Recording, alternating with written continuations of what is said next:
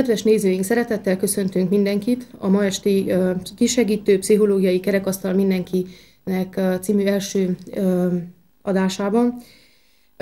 Mindenek előtt szeretnénk bemutatkozni, én Babos Judit vagyok, szociális munkás, családterápiában képződtem, röviddinamikus pszichoterápiát tanultam, pszichiátriai rendelőben dolgozom. A kisegítő egy pszichológiai segítőszakmai társaság, és ez az adás azzal a gondolattal született, hogy olyan pszichológiai témákat szeretnénk közelhozni a kedves nézőkhöz, amelyek életünk során mindannyiunkat többé vagy kevésbé, előbb vagy utóbb valamilyen mértékben érinthetnek. Ezek közül a témák közül csak röviden említeném, és a teljesség igénye nélkül a következőket. Párválasztás, párkapcsolat, együttélés, házasság, gyereknevelés, dű, harag, agresszió, vesztesség, halál, gyász, öngyilkosság. Szeretném, hogyha a kollégáim is bemutatkoznának, kérlek, mondjatok ti is egy pár szót magatokról. Szabó Erzsébet vagyok, pszichológus, pszichoterapeuta, alapképzettségem pszichológus, a Bábes-Bolyai Tudományegyetemen végeztem, családterápiában képződtem, és jelenleg egyéni dinamikus pszichoterápiában képződök. 5 évet dolgoztam iskolapszichológusként, jelenleg magánrendelésben dolgozom. Köszönöm szépen. Fargyas Muni Gabriella vagyok, alapvégzettségemet tekintve szociális munkás, szintén a Bábes-Bolyai Tudományegyetemen végeztem, családterápiában képződöm, és jelenleg a Karitás Családsegítő Szolgálat Hargita megyei programvezetője vagyok. Köszönöm szépen. Fodorvanyi Monika vagyok, szintén a Bábes-Bolyai Egyetemen végeztem, pszichológus vagyok, 6 évet dolgoztam iskolapszichológusként, pszichodrámában, és jelenleg röviddinamikus terápiában képződöm. Köszönöm szépen. Babos Hunor vagyok, pszichiáter, Marosvásárhelyen tanultam, emellett családterápiát tanultam, valamint rövid dinamikus pszichoterápiában képződöm, és 3 éve dolgozom Gyergyószent Miklóson magánrendelőben. Köszönöm szépen. Itt most elmondanám azt, hogy ez a csapatunk egy emberrel többet jelent, tehát ezekben a beszélgetésekben 5-ön vagyunk jelen, viszont van egy 6. személy, és technikai okokból ő most nem lehet itt. Bemutatnám őt is, hogy Gál Katalinnak hívják, iskolapszichológus, családterápiában képződött, és elmondanám azt, hogy az elkövetkezendő beszélgetések során mindig valamelyikünk távol fog maradni, és a többi 5 személy fogja az adott témát végig beszélgetni. Az első beszélgetés témája lenne bizonyos pszichológiai, illetve segítő jellegű foglalkozásoknak a rövid bemutatása, azoknak a kérdéseknek a tisztázása, hogy milyen problémával lehet egyik vagy másik szakemberhez fordulni. Jellemző, hogy elég nagy az űrzavar, hogy akkor mi az, hogy pszichológus, mi az, hogy pszichiáter, mi az, hogy szociális munkás, ne adj Isten, pszichoterapeuta. Szeretném, hogyha ebben akkor társak lennétek, és bemutatnátok egy-egy szakmát.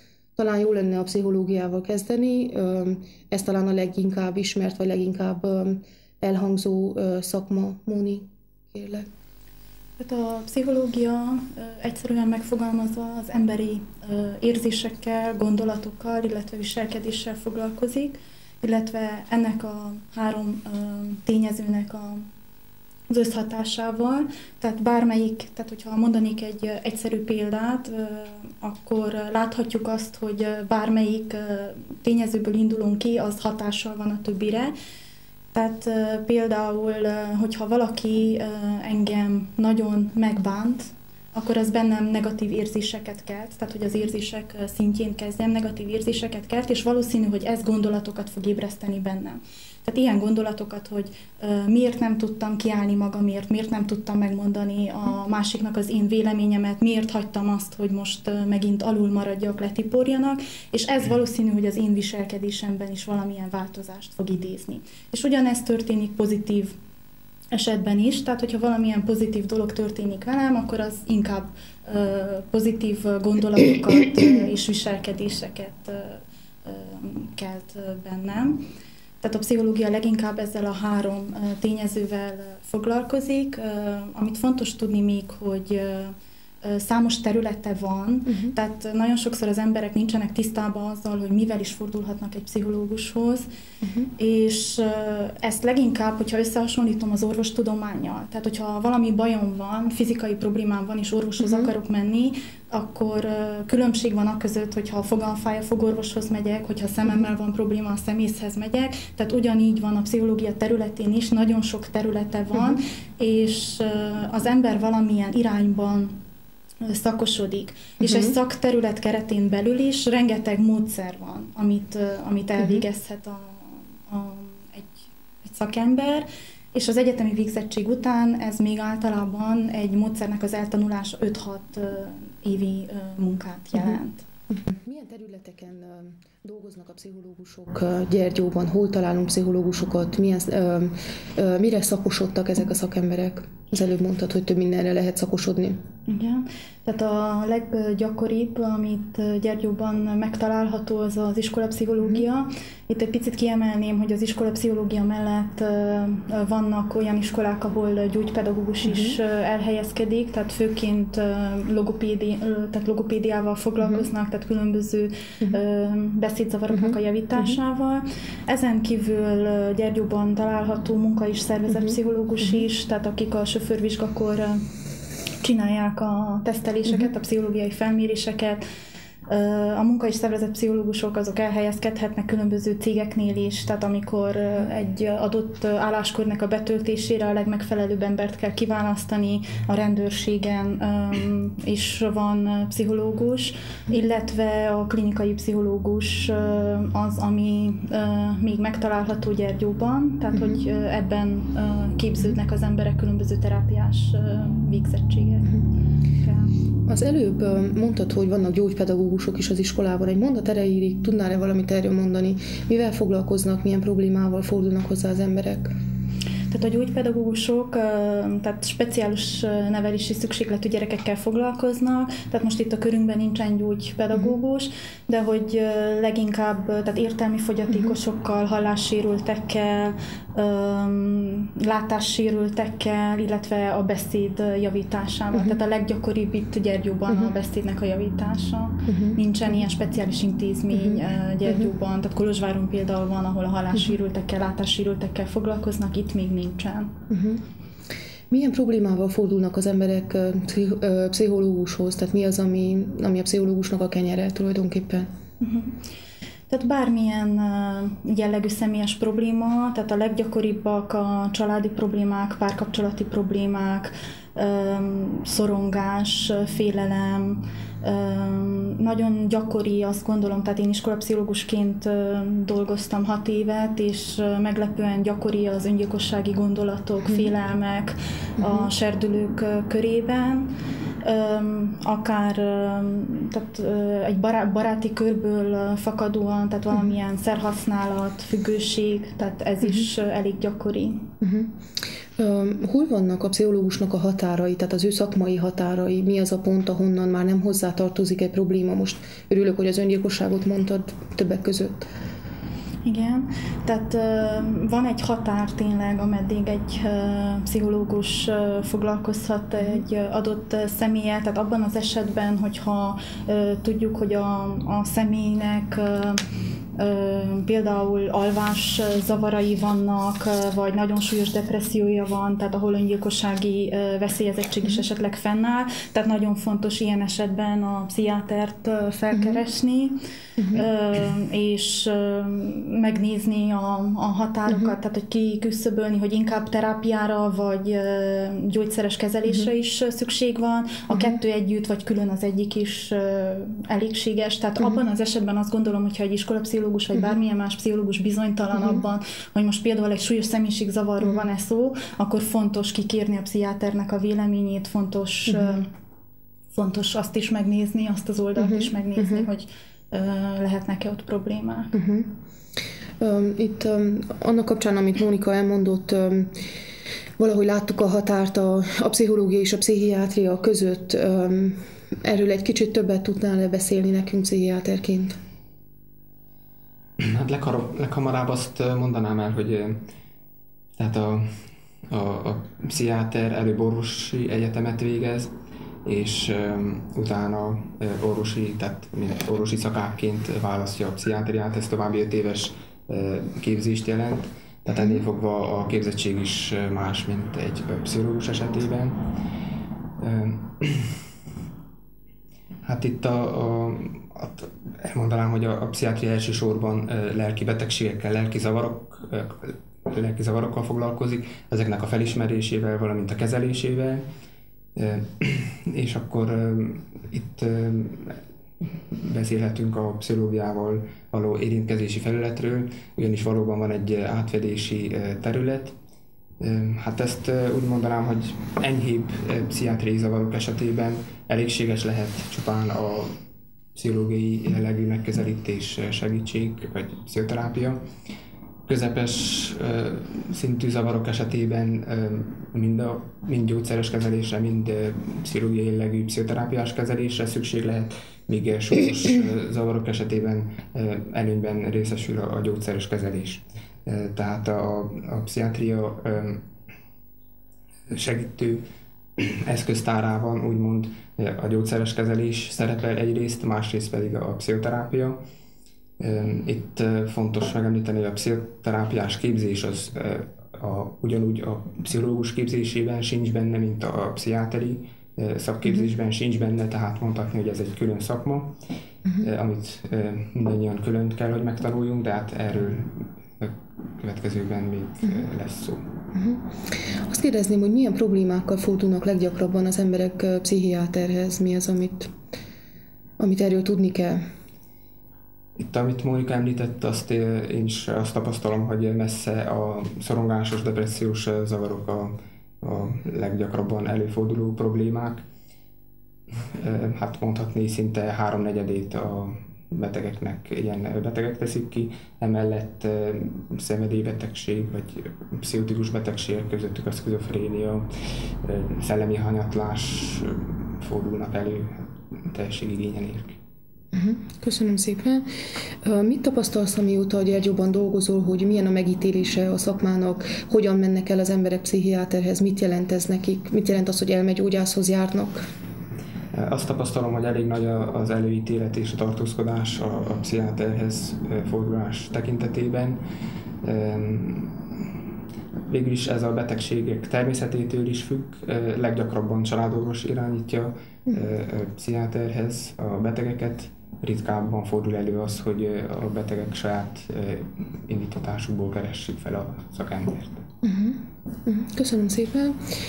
Itt most 2 fontos szakmáról beszélgettünk a pszichiátriáról, beszélgettünk a pszichológiáról, de van egy harmadik szakma, ami nagyon gyakran hangzik el újabban, és aminek az a neve, hogy pszichoterápia. És azt szeretném kérdezni Erzsike tőled, hogy ez mit jelent, mi ez a szakma, mi tartozik ide, mivel másabb vagy több, mint az előbb bemutatott 2 szakma? Honorhoz kapcsolódnék, hogy a pszichoterápia ez egy külön képzést jelent. Pszichoterapeuta lehet orvos, pszichológus, szociális munkás, akár lelkész, és ez azt jelenti, hogy az egyetem elvégzése után még ezek a szakemberek különböző pszichoterápiás képzésben részesülnek, és sikeres vizsgát tesznek. Tehát ez még gyakorlatilag egy 4-5 éves továbbképzést jelent. Na most a pszichoterápia a segítő beavatkozás egyik formája tulajdonképpen egy kommunikációs kapcsolat a pszichoterapeuta és a segítséget kérő személy között, egy olyan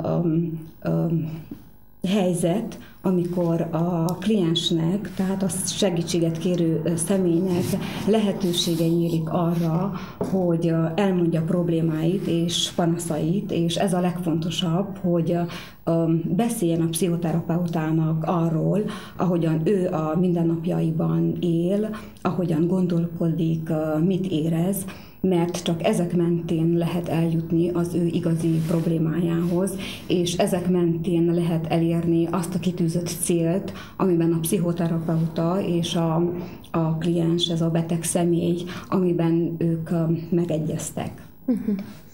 Milyen problémával fordulnak hozzád, ha jól tudom, és az előbb mondtad, hogy magánpraxisban dolgozol, milyen problémákkal foglalkozol, milyen esetekkel? Nagyon sokféle problémával jönnek, elsősorban, ahogyan Hunor is mondta, a pszichiátriai problémával jönnek az emberek, ilyen, hogy depresszió és pánik, szorongás, alvási nehézségek, félelmek, olyan helyzetekben, amikor valamilyen súlyos lelki megrázkódtatás éri azt a szemét, itt gondolok akár egy balesetre, valamilyen veszteség éri, valamilyen halál történik a családban.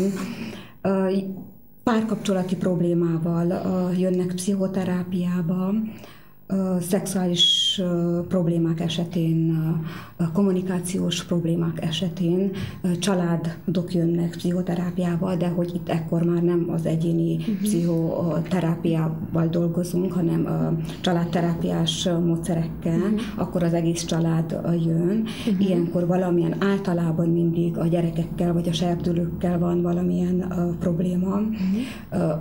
Most egy példát mondjuk a gyerek éjszaka bevizel, vagy valamilyen evési nehézség problémái vannak, túl sokat eszik, vagy egyáltalán nem eszik, vagy hányás problémával, iskolafóbiával, nem akar iskolába menni, akkor nagy valószínűséggel, hogy akkor a családban van valamilyen probléma, vagy akár serdülőkori problémákkal, vagy hogyha veszteség van a családban, valamilyen gyász van a családban. Hogyha alkoholizmus van a családban, akkor is ezekben a helyzetekben nagyon-nagyon jó a családterápia. Vannak személyek, akiknek valamilyen pszichoszomatikus problémájuk van, tehát hogy a lelki bajuk, úgymond a lelki problémájuk testi tünetekben mutatkozik meg, ilyen, hogy fejfájás, gyomorfájás, idegesség akár, és bizony van úgy, hogy ezek az emberek folyamatosan járnak kivizsgálásra, és mindig az eredmények jót mutatnak, tehát akkor nagy valószínűséggel valamilyen lelki probléma van. Vannak olyan személyek is, akiknek nincsenek különösebb problémájuk, de azért kérnek pszichoterápiát, mert szeretnék önmagukat jobban megismerni, szeretnék kapcsolataikat jobban működtetni, szeretnék jobb készségekkel rendelkezni. Tehát a pszichoterápia tulajdonképpen egy gyógyító beszélgetés. El lehet gyászolni pszichoterápia során szeretett személyek elvesztését, megérteni belső konfliktust, ami bennünk van, akár feldolgozni olyan sérelmeket, amik évek vagy akár évek óta, hogy bennünk vannak, kigyógyulni különböző lelki betegségekből, mint például a depresszió vagy a pánik. Itt te is említetted, hogy jönnek az emberek depresszióval, szorongással, tehát bizonyos pszichiátriai kórképekkel, tulajdonképpen betegségekkel, és te is említetted, hogy ugyanígy jönnek pszichiáterhez is hasonló problémákkal.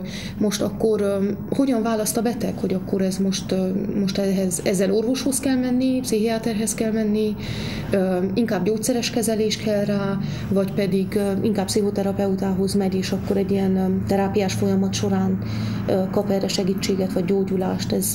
Ez hogy dől el? Mind a kettőtöktől kérdem. Hát legtöbbször hozzám a klienseket küldi valaki, tehát vagy családorvos küldi, vagy a kollégáink közül iskola pszichológusok, vagy pedig a pszichiáter küldi. Van olyan eset is, amikor nem küldi, hallott valakitől, és akkor eljön. Ilyen helyzetben, amikor tényleg látszik, hogy depresszió van, vagy egyéb súlyosabb a probléma, akkor én mindig javaslom, sőt kérem, hogy menjen el pszichiáterhez is. Ennek a másik oldala? Én azt tapasztalom, hogy nem elsősorban pszichoterápiát vagy gyógyszeres kezelést keresnek a betegek, személyek, hanem egyfajta problémával jönnek, és arra keresnek megoldást. Tehát én úgy tapasztalom, hogy nem igazán vannak tisztában legtöbben azzal, hogy mi is az a pszichoterápia, vagy milyen pszichológiai jellegű segítség, ami elfogadható. Hát én személy szerint úgy szoktam eljárni, hogy felmérem a betegnek a problémáját, és annak függvényében, hogy az milyen természetű, mennyire súlyos, amint az előbb említettem, hogy enyhébb esetekben akár gyógyszeres kezelés az nélkülözhető is, és ebben az esetben elégséges csak a pszichoterápia. Tehát ilyenkor pszichoterápiát szoktam javasolni. Más esetben, amikor súlyosabb zavarról van szó, akkor gyógyszeres kezelést is javasolok, de ugyanakkor, hogyha nyitott a személy, akkor pszichoterápiás lehetőséget is felkínálok számára. Igen, ide megjegyezném azt, hogy vannak személyek, akik jönnek pszichoterápiába, és hogy kicsi ellene vannak a gyógyszeres szedésnek, tehát úgy fogalmaznak, hogy ők nem akarnak gyógyszerfüggőek lenni, de fontos tudni, hogy a gyógyszer szedése az néhány hónapig tart, és hogy néhány hónap alatt nem lehet gyógyszerfüggő lenni, és én is azt gondolom, és azt látom, hogy a pszichoterápia és a gyógyszeres terápia, tehát hogy ez a kettő együtt jár. Köszönöm szépen, hogy ezt így próbáltuk körbejárni, meg tisztázni. Van még egy szakma, ami szintén a segítő szakmák közé tartozik, van is körünkben 2 szociális munkás. Hát én belevágnék ennek a közepébe, és azt kérdezném, hogy mi van azzal, hogy Gyergyó utcáit szociális munkások seprik, és a Caritasnál az alkalmazottak fele szociális munkás, tehát akkor itt miről szól ez a konfúzió, vagy félreértés, vagy egyáltalán? Köszönöm, Judit, hogy egyből ezzel kezdett. Igen, nagyon pejoratív ez a megfogalmazás, a szociális munka. Amikor az egyetemet végeztem, és vonaton ülve utaztam vissza a Kolozsvárra, akkor kérdezte egy utastársam, hogy hát mit végzek, mondtam, hogy szociális munkát. Akkor megkérdezte, hogy hát 4 évet tanulok azért, hogy proletár legyek.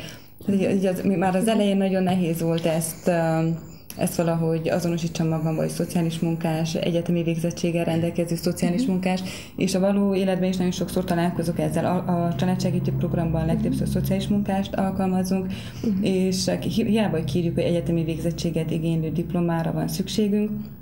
Volt eset, hogy felhívott egy nő, hogy ő szeretne nálunk dolgozni, megvan a 8 osztálya, ő nagyon jól tud beszélgetni gyerekekkel és idősekkel is, és hogy vegyük fel, mert ő erre alkalmas, erre az állásra.